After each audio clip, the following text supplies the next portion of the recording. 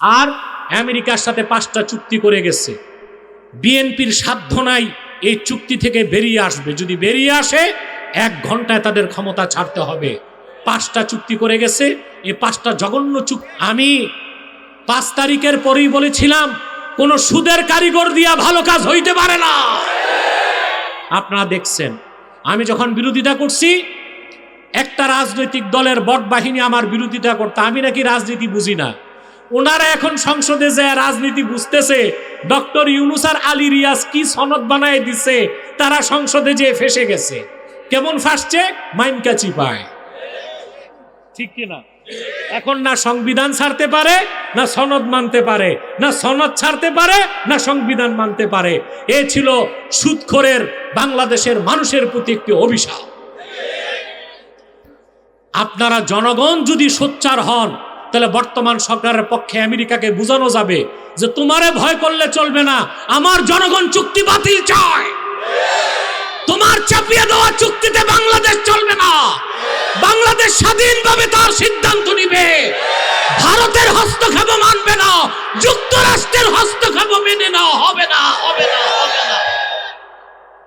রাজি আছেন? এই খ্রিস্টান মিশনারির বিরুদ্ধেও আপনাদের সোচ্চার থাকতে হবে। আপনারা যদি সরকারকে সহযোগিতা না করেন চলতে পারবে না তো। কথা বলে না। সরকারের বড় শক্তি হচ্ছে জনগণের শক্তি। অতএব এই দিকটা আপনার। আমাদের এক পার্লামেন্ট মেম্বার, খুব সম্ভবত খেলাফতে মজলিসের 11 দলীয় জোটের মুফতি হানজালা, তার বক্তব্যে আমরা খুশি হয়ে গেছি। 54 বছরেও পার্লামেন্ট মেম্বার কেউ যে কথা বলে নাই, পার্লামেন্টে তিনি সুস্পষ্টভাবে তার বক্তব্য তুলে ধরেছেন।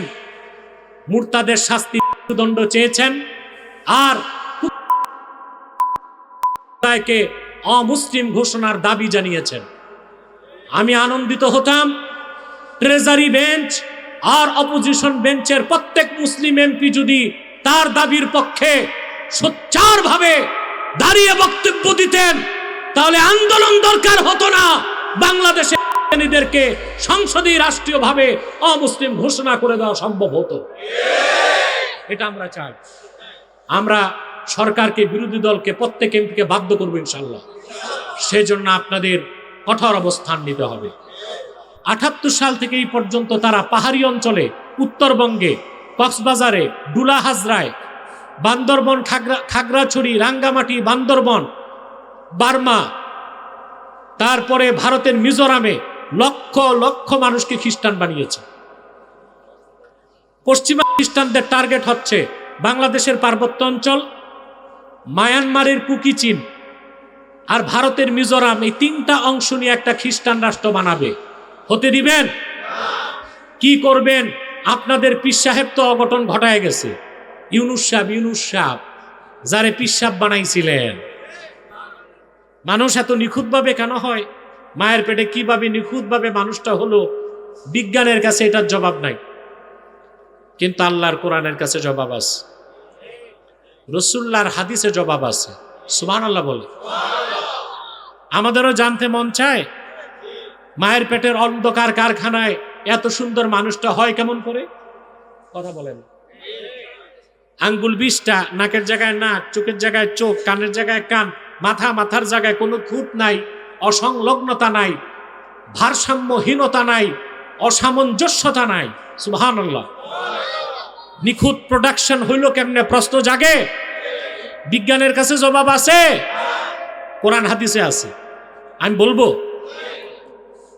মুজাম তাবারানির হাদিস, ভিন্ন শব্দে হাদিসটি বুখারী শরীফেও আছে। আল্লাহর হাবিব ইরশাদ করেছেন, পৃথিবীতে পিতার বীর্যের প্রথম ফোঁটাটা মায়ের পেটে ঢুকার সঙ্গে সঙ্গে আল্লাহর পক্ষ থেকে মায়ের পেটে একজন ফেরেশতা আল্লাহ তাআলা পাঠায় দেন। ওই ফেরেশতা হচ্ছে কারিগর। ওই ফেরেশতা কি?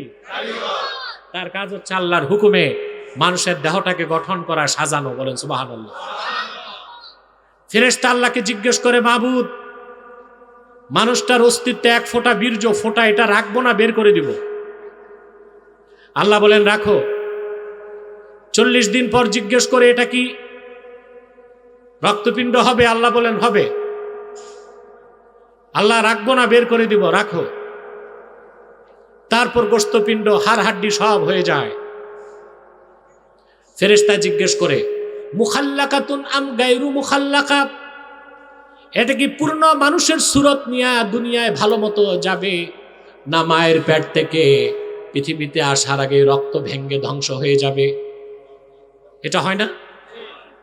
বাংলায় বলে অকাল গর্ভপাত, আমরা বলতে পারি ইনকমপ্লিট অ্যাবর্শন। অকাল গর্ভপাত হয় না? মাওলানা, এই মাইকটা কি ফ্রি সার্ভিস নাকি, না টাকা লাগে? এত বাজে মাইক তো নারায়ণগঞ্জে আমি দেখি নাই। আমাকে বললেও তো আমি মাইক ব্যবস্থা করে দিত। আরে ভাই, রেল আসতেছে, দেখতেছে মানুষ, যার আত্মহত্যা করার ইচ্ছা দাঁড়ায় থাক। কারো যদি মরতে মন চায় স্বেচ্ছায়, ও তো দাঁড়াই থাকবে।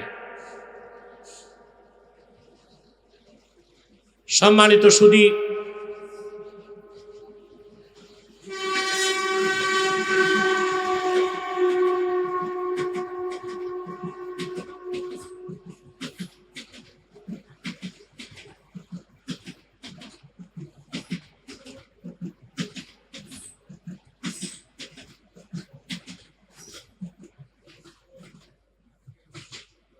সম্মানিত সুধী, ফেরেশতা চলে যায় মায়ের পেটে।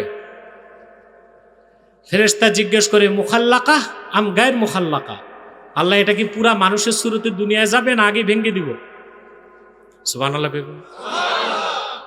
একবার যদি রক্ত ভাঙ্গা শুরু হয়, দুনিয়ার সব কবিরাজ, ডাক্তার, বিজ্ঞানী মিলেও ঠেকাতে পারবে? বুখারী শরীফের মতন ফালাম্মা আরাদাল্লাহু আন ইয়াকজিয়া খালকাহ, আল্লাহ যখন চান মানুষটাকে পূর্ণ সুরত দিয়া জীবিত দুনিয়ায় পাঠাবেন, ফেরেশতা জিজ্ঞেস করে মাবুদ যাকারুন আম উনসা, এটা কি ছেলে হবে না মেয়ে হবে? বলেন সুবহানাল্লাহ। এবার হবে জেন্ডার সিলেকশন, লিঙ্গ নির্ধারণ। সুবহান। আল্লাহ বলেন ছেলে, ফেরেশতা জোড়া লাগায় দেয়। কি জোড়া লাগায়? বিজ্ঞান কিছুটা পাইছে, পুরাটা পায় নাই। বিজ্ঞান কতটুকু পাইছে? বিজ্ঞান বলে পুরুষের হরমোনে সেক্স ক্রোমোজোম থাকে, মহিলার, পুরুষের যেটা হচ্ছে স্পার্ম, মহিলারটা হচ্ছে ওভাম, একটা শুক্রাণু, একটা ডিম্বাণু। তো কোষের মধ্যে, দেহকোষের মধ্যে সেক্স ক্রোমোজোম 23 জোড়া। এক জোড়া হচ্ছে সেক্স ক্রোমোজোম, বাকি 22 জোড়া হচ্ছে অটোজম। কথা বুঝতে পারছে? বিজ্ঞান বলেছে পুরুষের সেক্স ক্রোমোজোম যেটা এক জোড়া, ওখানে থাকে এক্স এবং ওয়াই। মহিলার যে সেক্স ক্রোমোজোম এক জোড়া, ওখানে থাকে ডবল এক্স। তো বিজ্ঞান এতটুকু বলতে পেরেছে পুরুষের এক্স ওয়াই থেকে যদি ওয়াই আসে, মহিলার ডবল এক্স থেকে এক্স আসে, দুইটা জোড়া রাখলে ছেলে হয়। পুরুষের এক্স ওয়াই থেকে যদি এক্স আসে, মহিলার ডবল এক্স থেকে যদি এক্স আসে, 2 এক্স মিলে মেয়ে হয়। কিন্তু বিজ্ঞান এটা বলতে পারে না এই সূক্ষ্ম জোড়া লাগানোর কাজটা কে করে। সেটার জবাব আছে হাদিস শরীফে। কে করে? আল্লাহর ফেরেশতা। আল্লাহ রাব্বুল আলামিন যখন বলেন ছেলে হবে, ফেরেশতা এক্স ওয়াই থেকে ওয়াই নেয়, পিতার মায়ের ডবল এক্স থেকে এক্স নিয়ে জোড়া লাগায় দেয়, ছেলেটা হয়ে যায়, সন্তানটা হয় ছেলে। যদি আল্লাহ বলেন মেয়ে হবে, ফেরেশতা পুরুষের এক্স ওয়াই থেকে এক্স নেয়, মায়ের ডবল এক্স থেকে এক্স নিয়ে জোড়া লাগায় দেয়, সন্তানটা মেয়ে হয়ে যায়। তাহলে ছেলে হবে না মেয়ে হবে? কার হুকুম? কারিগরি করে কে? ফেরেশতা। কারিগরি করে কে? ভূমিকা কার? পিতার না মাতার? পিতার। কার? ছেলে হবে না মেয়ে হবে? এক্স ওয়াই পুঁজি মায়ের কাছে নাই, বাবার কাছে। তাহলে ছেলে হবে না মেয়ে হবে, ভূমিকা কার? বাবার। কার? ছেলে হবে না মেয়ে হবে নির্ধারণের শক্তি কার কাছে? মায়ের তো কোনো দোষ নাই। আমাদের বাংলাদেশের কুসংস্কার হচ্ছে যে মহিলারা বারবার কন্যা সন্তান জন্ম দেয়, তাদেরকে শ্বশুর বাড়িতে প্রেসার ক্রিয়েট করা হয়। তারা ইন্টেলেকচুয়াল এনার্কি, মানসিক নৈরাজ্যে ভুগে, যে সব মেয়ে হচ্ছে আমার সংসার টিকবে কিনা। নেহায়েত দরজার মূর্খ লোক ছাড়া কন্যা সন্তান হবার কারণে স্ত্রীকে কটাক্ষ করতে পারে না। স্ত্রীর হাতে তো কিচ্ছু নাই। হুকুম কার? কারিগরি কার? ভূমিকা কার? পিতার। মায়ের করার কিছুই নাই। অতএব মায়েরা যদি, বোনেরা যদি বারবার মেয়ে জন্ম দেয়, কটাক্ষ করবেন না।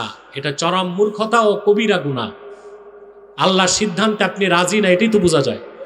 তা আপনি মুসলমান হইলেন কেমন করে? মুসলমান তো সেই রেদা বিল কাজা, আল্লাহর সিদ্ধান্তকে যে মস্তক পেতে মেনে নেয় তারই নাম মুসলিম। অতএব মায়েদের সাথে দুর্ব্যবহার করবেন, কথা বলে না। অনেক জায়গায় মেয়েদেরকে বলা হয় তোমার জাত ভালো না, ছেলে হয় না শুধু মেয়ে হয়। মেয়েরা বলে দিবেন বলে তোমার প্যান্ট ভালো না, শুধু মেয়ে হয়। মেয়েরা বলে দিবেন তোমার জাত ভালো না, কারণ ছেলে হবে না মেয়ে হবে, পুঁজি তো আমার কাছে না তোমার কাছে, ঠিক কিনা? কন্যা সন্তান হলে তো ভাগ্যের কথা।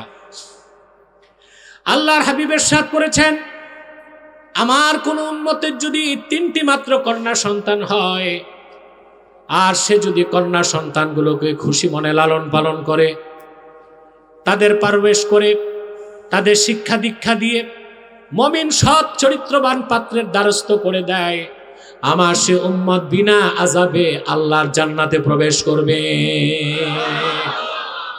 3টা মেয়ে থাকলেই সুসংবাদ, 30টা ছেলে থাকলেও এই সুসংবাদ নাই। বারবার মেয়ে হলে কষ্ট পাবেন। যাদের মেয়ে বেশি, ছেলের জন্য কান্নাকাটি করবেন। যে কথাগুলো বলছিলাম, এই মহা কুদরত আমরা দেখতে পেলাম, ঠিক কিনা?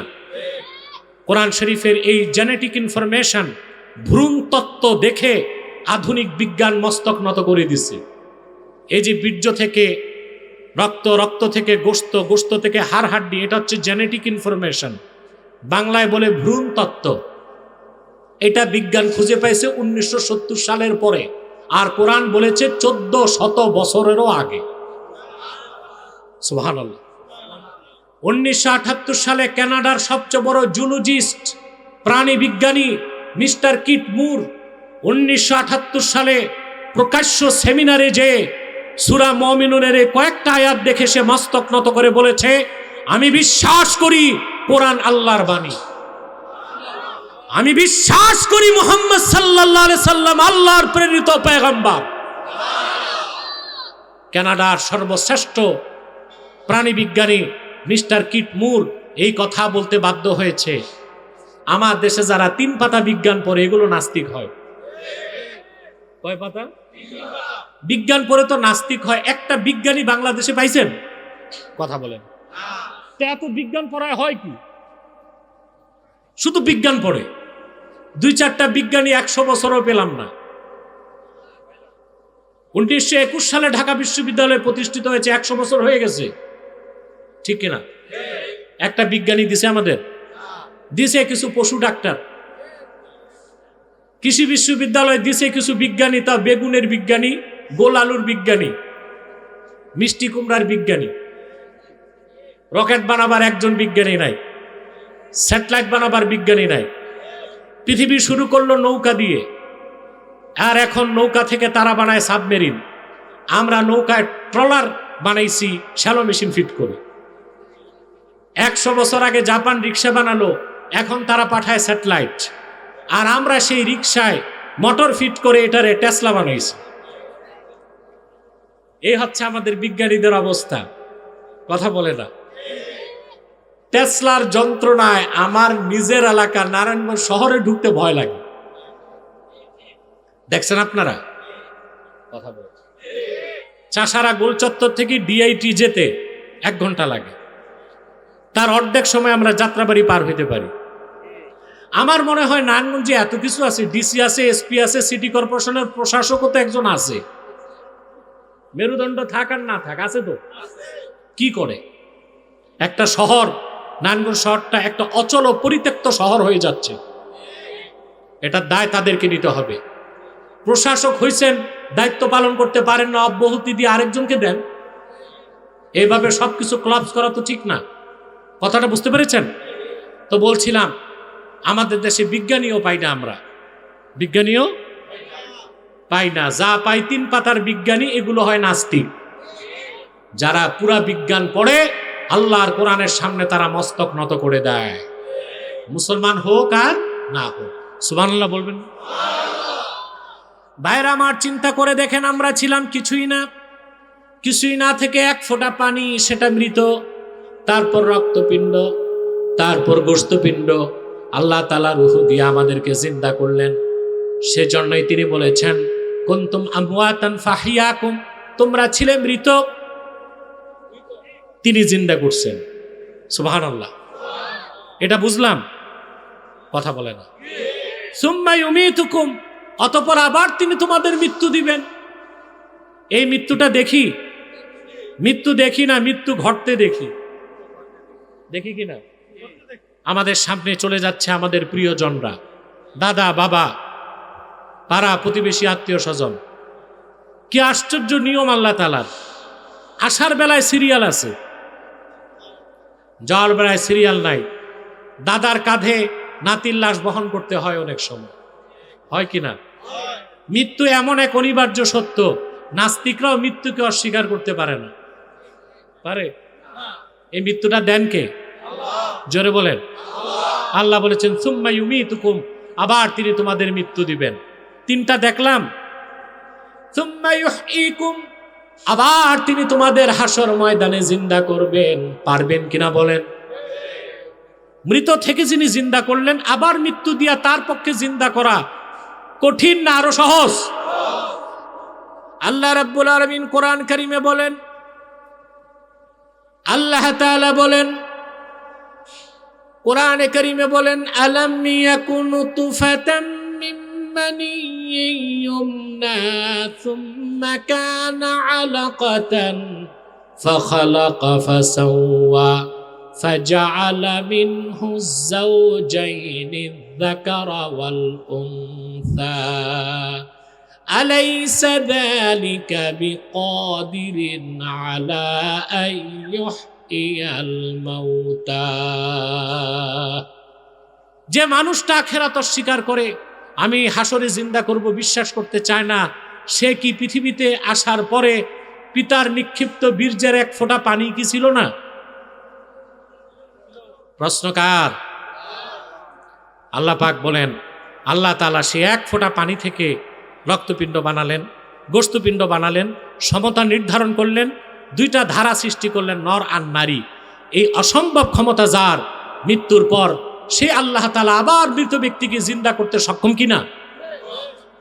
আল্লাহ তাআলা বলেন, লা উকসিমু বিয়াউমিল কিয়ামাতি ওয়ালা উকসিমু বিন নাফসিল লাওয়ামা আয়াহসাবুল ইনসানু আল্লান নাজমা'a ইযামা বালা কাদিরিনা আলা আন নুসাউইয়া বানানা। আল্লাহ রাব্বুল আলামিন বলেন, আয়াহসাবুল ইনসানু আল্লান নাজমা'a ইযামা, মানুষ কি ধারণা করে মৃত্যুর পর মানুষের হাড় হাড্ডিগুলো কবরের মধ্যে চূর্ণ বিচূর্ণ হয়ে যাবে, আমি কেমন করে জমা করব? একটা কবরে 1000 মানুষ থাকে না? একটা কবরে না, একটা কবরস্থানে 1000 মানুষ থাকে না? আল্লাহ কি হাড্ডিগুলো জমা করতে পারবেন? আল্লাহ বলেন, বালা কাদিরিনা আলা আন নুসাউইয়া বানানা। আল্লাহ পাক শুধু পারবেন তাই না, হাড্ডিগুলো জমা করবেন তাই না, মানুষের আঙ্গুলের অগ্রভাগগুলোকে সমান করে দেবার ক্ষমতাও রাখেন। এখানে আঙ্গুলের অগ্রভাগের কথা কেন বলছেন আল্লাহ? নাকের কথা বলেন নাই, কানের কথা বলেন নাই, আঙ্গুলের অগ্রভাগের কথা বলছেন। এখানেও আছে বিজ্ঞান। কি আছে? সেটা হচ্ছে ফিঙ্গারপ্রিন্ট। সেটা কি? পৃথিবীর যেখানেই যাবেন, যত অত্যাধুনিক স্মার্ট কান্ট্রিতে যান, ইমিগ্রেশন পার হবার সময় ফিঙ্গারপ্রিন্ট নিবে, বায়োমেট্রিক ফিঙ্গারপ্রিন্ট নিবে কিনা? এত আধুনিক যুগে এখন আঙ্গুলের ছাপ ছাড়তে পারে নাই, কিয়ামত তক পারবে না। মানুষের প্রধান আইডেন্টিটি হচ্ছে এই আঙ্গুলের ছাপ। সুবহানাল্লাহ। কোরআন বলছে 1500 বছর আগে, বিজ্ঞান বলছে এখন। তারা দেখছে পৃথিবীতে যদি 800 কোটি মানুষ থাকে, 800 কোটি মানুষের প্রত্যেকের আঙ্গুলের ছাপ 800 কোটি রকমের। সুবহানাল্লাহ বলবেন। আল্লাহ পাক সেটাই বললেন, আমি শুধু মানুষের হাড্ডি জমা করতে পারবো তাই না, আঙ্গুলের অগ্রভাগগুলো বিন্যস্ত করে দিব। যার হাত তারই থাকবে, আঙ্গুলের অগ্রভাগ তারটাই তার হাতের মাথায় থাকবে। এই ক্ষমতা কার? জিন্দা করবেন। সাউন্ডটা আরেকটু বাড়াও না, আরেকটু বাড়াও। স্পিকার গুলো কি খালি ডিব্বা না চলে টলে? চলে, 1.5 ব্যাটারি। সমস্যা হয়ে গেছে। যাক, আজকে আর করবো কি, এখন তার নেমে যাওয়া যাচ্ছে না। আর কয়েক মিনিট কষ্ট দিব আপনাদের। কষ্ট হবে না তো? ধৈর্য আছে তো? প্রিয় ভাইরা, আল্লাহ পাক আমাদেরকে, আমরা মৃত ছিলাম, তিনি জিন্দা করেছেন, আবার মৃত্যু দিবেন, আবার জিন্দা করবেন। তাফসীর হুসাইনিতে এসেছে, বাদা নাফাকাতিস সানিয়া কামা জিবরিলু আলা সাখরাতি বাইতুল মুকদ্দাস। ইসরাফিল দ্বিতীয়বার সিংহায় ফুৎকার দেবার পরে, সুবহানাল্লাহ, ইসরাফিল কয়বার ফু দিবে? জোরে বলেন। দ্বিতীয়বার সিংহায় ফুৎকার দেবার পরে হযরত জিবরিল বাইতুল মুকদ্দাসের পাশে একটা বড় পাথরে দাঁড়াবেন। সেখানে দাঁড়ায় জিবরিল ডাক দিবেন। পৃথিবীর কোনো মানুষ তখন কবরের উপর থাকবে না, সব থাকবে কবরে। জিবরিল আল্লাহর পক্ষ থেকে ঘোষণা দিবেন, ইয়া আইয়াতুহাল লুহুমুল মুতামাজ্জিকা ওয়াল ইজামুল মুতাফাররিকা হালুম্মু ইলা আরদির রহমান। ও দুনিয়ার মানুষের গোশতগুলো যা মাটির সঙ্গে মিশে গেছে, আর হাড় হাড্ডিগুলো যা চূর্ণ বিচূর্ণ হয়ে গেছে, এবার দাঁড়াও, রহমান ডেকেছেন, তোমরা সব কবর থেকে দাঁড়িয়ে যাও, রহমানের কাছে চলে যাও। এই ঘোষণা দেবার সঙ্গে সঙ্গে পৃথিবীর যত জায়গায় যত মানুষ শুয়ে আছে, কবর থেকে সব দাঁড়ায় যাবে। নতমস্তকে তারা মহান আল্লাহর সামনে চলে যাবে। মিজানের পাল্লার সামনে হিসাব শুরু হয়ে যাবে। আমরা সে আখেরাত বিশ্বাস করি? জোরে বলেন। সে পরকাল বিশ্বাস করি? আল্লাহ বলেছেন, সুম্মা ইলাইহি তুরজাউন, অতঃপর সব তোমরা প্রত্যাবর্তিত হবে আল্লাহর কাছে। ফিরে যেতে না চাইলেও উপায় নাই, ফিরায় নিবেন কে? শুরু হবে হিসাব। শুরু হবে কি? মিজানের পাল্লা প্রতিষ্ঠিত হবে, হিসাব শুরু হয়ে যাবে। আমাদের প্রতিটি কর্মের হিসাব আমাদেরকে দিতে হবে। আমরা যদি বাংলাদেশের প্রতিটি মুসলিম নাগরিক, মন্ত্রী, এমপি, অফিসার, ডাক্তার, ইঞ্জিনিয়ার, পেশাদার, ব্যবসায়ী, শিল্পপতি, পুঁজিপতি, হিসাবের দিনটাকে যদি হিসাব করে চলতাম, বাংলাদেশে দুর্নীতি থাকতো? শুধু হিসাবের দিনটাকে হিসাব করে যদি চলতাম। একটা দিন হিসাব করলে হবে। কয়টা দিন? ওই দিনটার নাম কি? হিসাবের দিন। কোরআনে কারিমে আল্লাহ রাব্বুল আলামিন বলেন, ইয়া আইয়ুহাল্লাযীনা আমানু তাকুল্লাহা ওয়াল তানজুর নাফসুম মা কদ্দামাত লিগাদিন ওয়াত্তাকুল্লাহ। হে ইমানদারগণ, মহান আল্লাহকে ভয় করো, আর প্রত্যেক মানুষ যেন চিন্তা করে আগামীকালের জন্য কি পাঠিয়েছে। আগামীকাল মানে শনিবার। শনিবার, আজকে শুক্রবার, আগামীকাল মানে শনিবার, কিয়ামতের দিন, পরকাল, ওইটাই হিসাবের দিন। আল্লাহ বলছেন ওই দিনটারে হিসাব করো, কি পাঠালা এটা চিন্তা করে রাখো। প্রত্যেকটা মানুষ যদি হিসাবের দিন হিসাব করে চলে,